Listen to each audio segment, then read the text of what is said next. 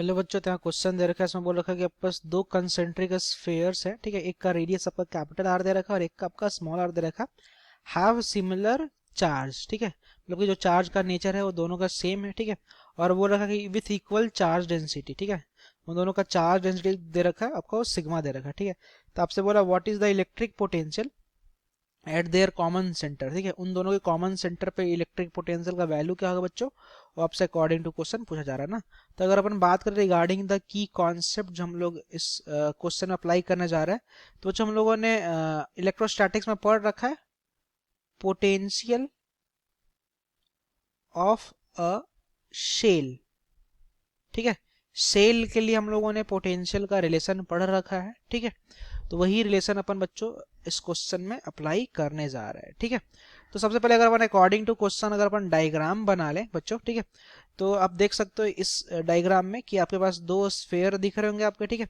ये जो अंदर वाला स्फेयर है इसका रेडियस हमने ले रखा है स्मॉल आर, और जो बाहर वाला जो आपका स्फेयर है इसका रेडियस बच्चों हमने ले रखा है कैपिटल आर के बराबर, ठीक है। अब हमें एक्चुअली करना क्या है, लेट अस सपोज करो कि इस पे अगर आपका चार्ज का वैल्यू, अंदर वाले पे चार्ज का वैल्यू कुछ Q1 है और बाहर वाले पे Q2 है। तो अपन Q1 को कैसे लिख सकते हैं बच्चों, Q1 को लिख सकते हैं ना कि इसको लिख सकते हो आप सरफेस, जो सरफेस चार्ज डेंसिटी है, और इनटू का आप इसको मल्टीप्लाई करो तो इसके सरफेस एरिया से वही तो अपना चार्ज दे देगा। तो सरफेस चार्ज डेंसिटी को मैंने मल्टीप्लाई कर दिया सरफेस एरिया से, गॉट इट। तो जो सरफेस चार्ज डेंसिटी है दोनों के लिए तो सिग्मा ही दे रखा है। अब अंदर वाले के लिए अगर मैं बात करूंगा तो इसका सरफेस एरिया जाएगा आपका 4 पाई स्मॉल आर का स्क्वायर, ठीक है। अगर वैसे मैं Q2 लिखूंगा तो Q2 क्या बोलूंगा, Q2 होगा आपका सिग्मा, और इसका जो सरफेस एरिया है आपका जगह 4 पाई कैपिटल आर का स्क्वायर, गॉट इट। अब रही बात कि हमें सेंटर पे निकालना है पोटेंशियल ना। तो अगर मैं सेंटर पे पोटेंशियल लिखूंगा तो सबसे पहले अगर मैं अंदर वाले के लिए लिखूंगा, अंदर वाले जो भी आपका शेल है उसके लिए अगर मैं लिखूंगा तो मैं बोलूंगा के Q1 अपॉन स्मॉल आर। ये तो होता है किसी सेल के लिए।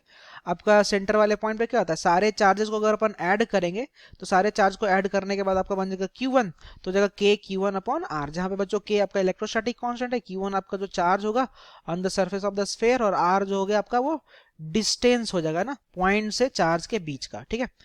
ये हो गया इनर के लिए। और अगर मैं आउटर के लिखूंगा तो मैं बोलूंगा के Q2 और अपॉन हो जाएगा आपका कैपिटल आर, क्योंकि उसका रेडियस दे रखा कैपिटल आर, ठीक है। अब एक काम करो, के को तो आप के छोड़ो, के को इनफैक्ट आप कॉमन निकाल लोगे तो इसको लिख दो 1/4 पे एप्सिलॉन नॉट, ठीक है। जहां पे एप्सिलॉन नॉट आपका परमिटिविटी है, फ्री स्पेस है।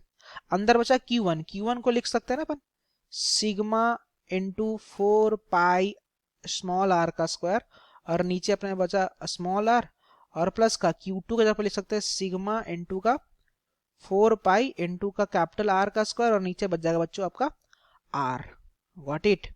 अब एक काम करो, 4 पाई से ये 4 पाई खत्म कर लो, ठीक है। अब अगर अपन इसको सिंप्लीफाई करें तो ये एक आर से एक आर खत्म, और एक कैपिटल आर से एक कैपिटल आर खत्म। तो बच्चों जो नेट पोटेंशियल आ जाएगा सिग्मा को आप बाहर निकाल लो, तो जाएगा सिग्मा अपॉन आप साइलेंट नॉट, और अंदर बच जाएगा आपका स्मॉल आर प्लस का कैपिटल आर, गॉट इट, ठीक है। ये वोल्ट में आपका आंसर आ जाएगा, ठीक है। तो अगर अपन ऑप्शन वाइज देखें तो जो थर्ड नंबर का ऑप्शन बच्चों आपका वो करेक्ट है ना। Thank you.